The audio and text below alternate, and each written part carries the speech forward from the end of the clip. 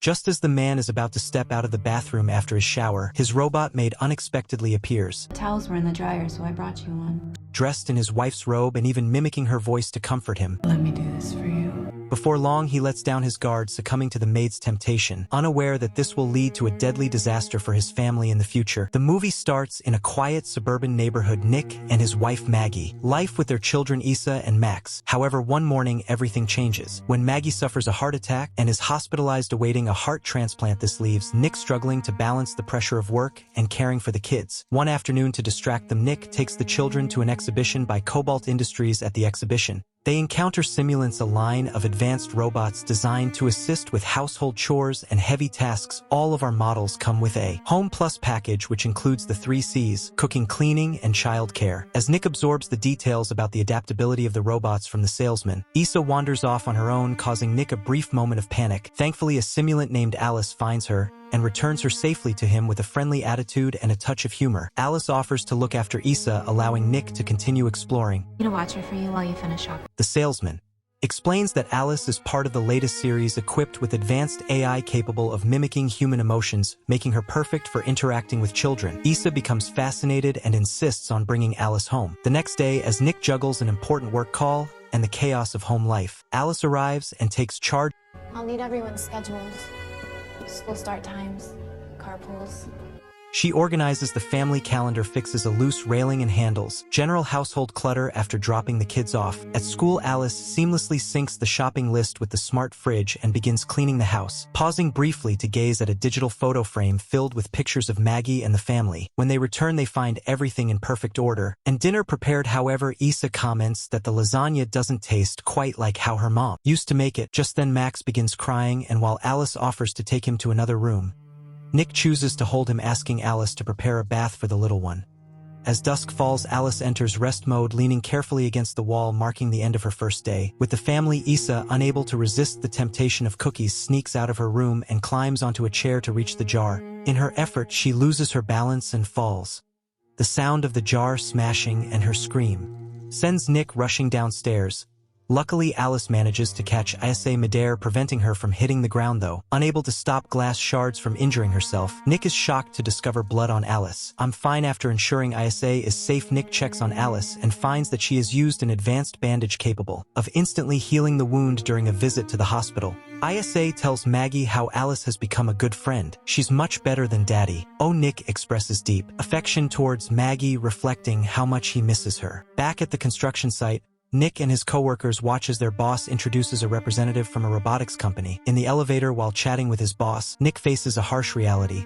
Due to project delays, Simulants will replace the workers. We're doing a wholesale changeover of all labor effective next week. Nick isn't fired because for insurance reasons they still need a human supervisor. However, in a fit of rage, he stops the elevator and declares that he will resign. Solidarity with his colleagues, but considering the financial strain of Mag's inactivity, the medical bills, and the household expenses, he reconsiders his decision back home. Nick tosses some overdue bills aside and focuses on his children. Alice picks up the envelopes, noticing Nick's exhaustion, as he struggles to comfort Issa and console the ever-crying Max. Later, as Nick repairs the car, listens to metal music, and drinks beer, Alice gently sees the music to a more soothing tune and points out that Nick is low on food. He admits that it's been a tough day at work. Alice offers emotional support and Nick vents his frustrations, which prompts Alice to point out the irony of hiring a simulant. Afterward, Alice helps Issa prepare for bed. When Issa expresses her fears about whether her mother will die, Alice tries to distract her by showing the ultraviolet light in her mouth. Later, she joins Nick in the living room where he is engrossed in the movie Casablanca. Alice learns the story from her stored data, but Nick suggests that experiencing it firsthand completely changes the perspective, urging her to erase any prior memory of the movie. Reluctantly, and knowing that her intelligence is tied to her memories, Alice agrees at Nick's insistence. She resets her system, with Nick pressing the reset button on her neck for 7 seconds. When Alice awakens, it's as though she's experiencing the movie for the first time, fully immersed in such a profound love story.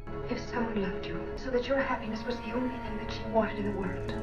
However, her immersion is interrupted by a call from Maggie, who informs them that a heart donor has been found and the surgery is scheduled for the next day. On their way to the hospital, Maggie asks for some alone time with Alice to express her concern about Nick's health, as the burden of responsibility is wearing him down, causing him to neglect his own well-being. She asks Alice to intervene and ensure his welfare, even if it means taking unpleasant measures, like clearing out the alcohol hidden in the garage. Sometimes taking care of someone means doing things they don't like. Tensions rise when the surgery is cancelled due to a storm delaying the Heart's helicopter transport as Nick tries to comfort a heartbroken Maggie. She chooses to isolate herself in her grief back home. Nick drowns his sorrows in alcohol, his pain intensifying in a moment of despair. He attempts to throw the bottle, but Alice stops him. Nick is shocked to discover that Alice has an artificial pulse. She explains that the sound of a heartbeat is soothing, especially for babies. Alice attempts to ease his pain by describing the physical response it triggers, though Nick initially allows himself to be swept away. He quickly reacts, desperately rejecting her. In an effort to clear his mind, he runs outside, contemplating life without Alice. Meanwhile, at the hospital, a desperate Maggie begins delegating future responsibilities for the children to Nick, hinting at a grim outcome for that night. Nick is shocked to discover that the photos of Maggie have been deleted from the digital frame, leading to a confrontation with Alice. She reveals that she deleted the photos to prevent Issa from feeling sad, but at Nick's request, she restores them immediately later to clear his head. Nick spends a night drinking with his coworkers. The group shares a common frustration: it's hard to find work due to companies preferring to hire simulants. Tensions rise when Monty, in a fit of disdain, mistreats a robotic bartender, but Nick refuses to condone such behavior. The night continues and the group ends up drinking in the car. On a whim, Monty decides to take them to a construction site, despite knowing the area is monitored, using the excuse of retrieving some forgotten tools. Ignore Nick's warnings, Monty and the others sneak onto the site.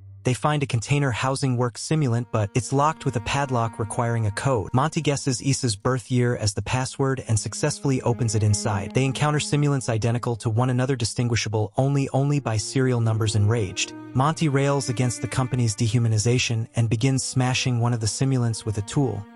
Nick attempts to intervene, but the others hold him back. When he returns home, Nick showers, washing off the blood of the simulants as he stands in confusion. Alice walks in wearing Maggie's robe and offering him a towel. She explains that Maggie's scent has a calming effect on Max. When Nick asks her to take off the robe, Alice does so without hesitation, intensifying the Nick, visibly uncomfortable, tries to leave, but Alice blocks his way and takes his towel, insisting that she sit on his lap. Despite Nick's protests that it isn't right, Alice continues, blindfolding him and altering her voice to mimic Maggie, drawing him deeper into an emotional conflict. Lost in the mirage, Nick imagines being with his wife the next morning. Full of regret, he tells Alice that they can't allow something like this to happen again. We can't do it anymore. Alice insists it helps him relax, but Nick interrupts, emphasizing that their relationship should be built on connection and love, not just need. It's just wrong. That's wrong. Later at work, he learns that his boss has begun collaborating with the police. Someone has destroyed all the simulants, and since the code has been used, Nick is the prime suspect. Defending himself, Nick explains that he and Maggie have been at the hospital celebrating Issa's birthday, which is why anyone could have guessed his password. His boss remains skeptical, warning him that if he is found to be lying, he could face termination. At that moment, Nick receives a call from Maggie, elated to share the news that they have found a new heart for her. The surgery, performed in a room filled with simulants, is successful. Days later, Maggie returns home, still weak, struggling to bend down to hold Max, so Alice takes care of him. Later at the park, Max witnesses a spoiled child yelling at his sim nanny and begins crying. But I want to go on the seesaw!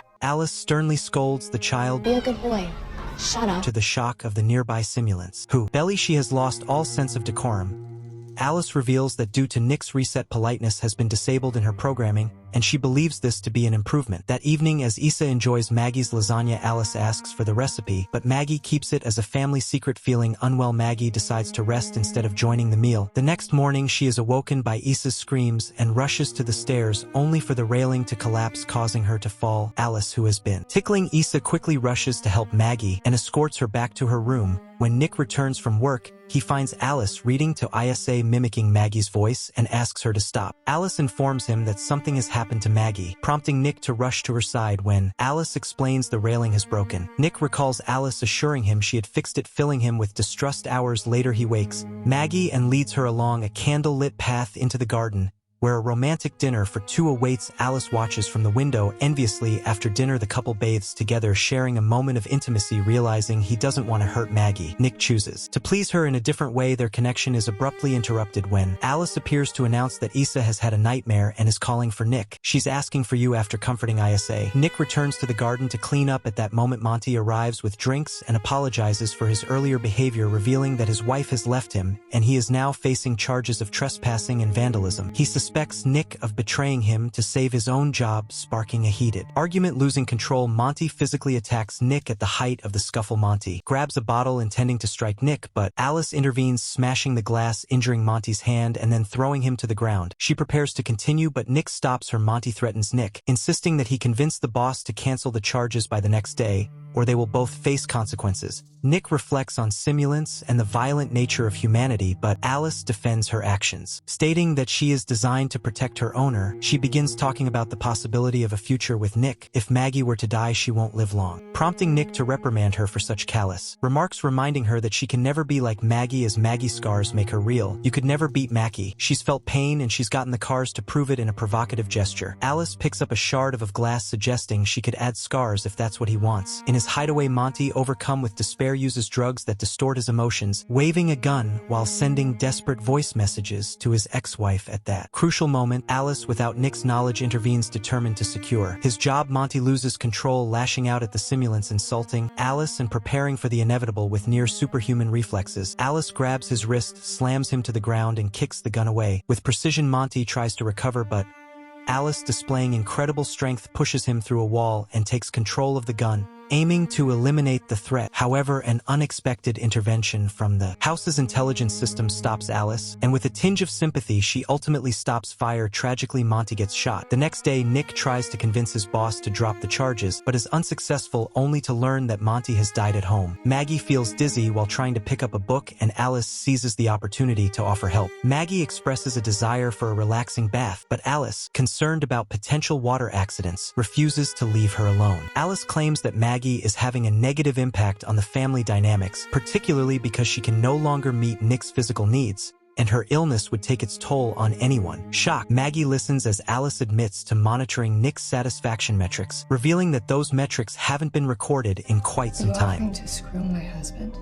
Furious, Maggie sends Alice to the garage. Shortly after, Nick returns home, confronted by Maggie, who demands an explanation. Nick confesses to having had intimate contact with Alice, sparking a heated argument. From outside, Alice feels the tension as she touches the window. Meanwhile, Max begins crying, and Alice, in her confusion, perceives him as an obstacle. She places him in the bathtub and begins filling it with water. Issa notices the situation and alerts her parents, who rush to the bathroom. Nick breaks down the door with a lamp, while Maggie desperately crawls out the window and onto the roof to reach the bathroom. In a tense confrontation, Alice pins her against the wall, while Maggie tries to rescue the little one. At that crucial moment, Nick appears, managing to pull Max from the tub and quickly handing him to Issa, then using the lamp to shield himself from Alice while rescuing Maggie.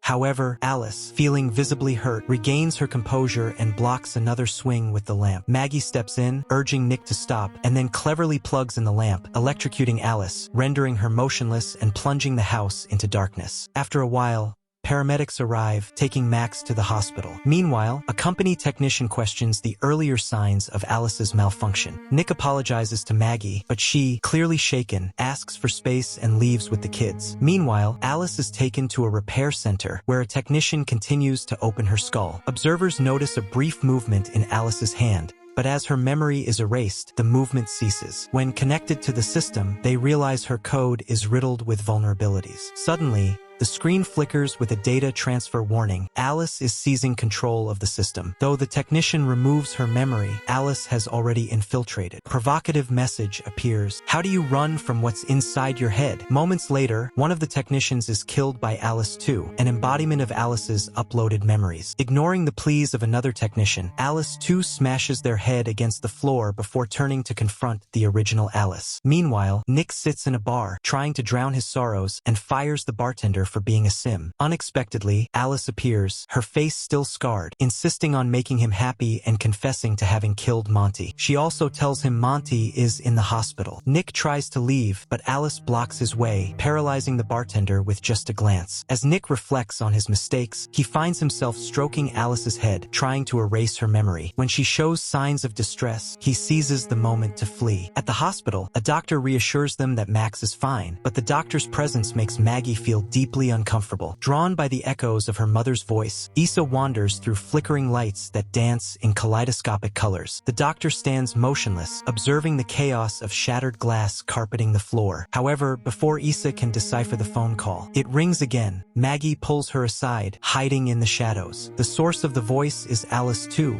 attempting to manipulate the computer systems. When a nurse discovers her, Alice 2 coldly strangles her, grabbing her access card amid spasms and whispers. With the card in hand, Alice 2 tracks Max's location through the hospital records. Maggie accidentally bumps into the glass, letting out a scream that shatters the silence beneath her feet. They reach Max's room, saving him just seconds before Alice 2 crosses the threshold. As they flee, a sinister trail of blood from Maggie's wound leaves a path, with Alice 2 following closely behind, using a UV flashlight to track them. The tension escalates as they are discovered, creating chaos with a fire extinguisher in an attempt to escape. In their frantic rush, Maggie's phone is left behind, cutting off communication with Nick, who frantically drives toward them. Maggie hijacks another access card, attempting to flee in an ambulance, but Alice 2 ruthlessly sabotages the vehicle and throws Maggie onto a car, confessing her jealousy-fueled love for Nick. Nick, however, shows sympathy toward her. The confrontation reaches its climax when Nick bursts in, running past Alice 2 and crashing into a car, which ignites in flames, leaving Nick unconscious inside. Maggie struggles to save him, her tears mixing with her desperate efforts to revive him. Unexpectedly, the vehicle shifts, and a charred figure, Alice 2, emerges once again, her twisted voice echoing through the air. In a desperate act, Alice lunges at Maggie, using supernatural strength to strangle her while tearing a piece of metal from her own torso. On the brink of a deadly outcome, Nick strikes Alice with a car bumper. Though he is ripped off, Alice, disoriented, drops the metal, giving Maggie a precise opening to strike back. Maggie drives the shard into Alice's face, silencing her once and for all. Exhausted but safe, Nick and Maggie embrace as normalcy slowly begins to return around them. The simulants gradually come back to life after receiving necessary medical care. The family is finally reunited and begins their journey to recovery, preparing to return home. Meanwhile, the company responsible for the simulants inspects the affected workshop. As they reactivate the power, the monitors ominously flicker with corrupted code. Faced with an imminent threat, the inspector suggests a full shutdown. However, just as the order is about to be executed, the assisting simulants suddenly stop. The computer system, in a metallic voice, announces an unexpected upload, and chillingly, another Alice model's eyes open, indicating that the threat is far from over.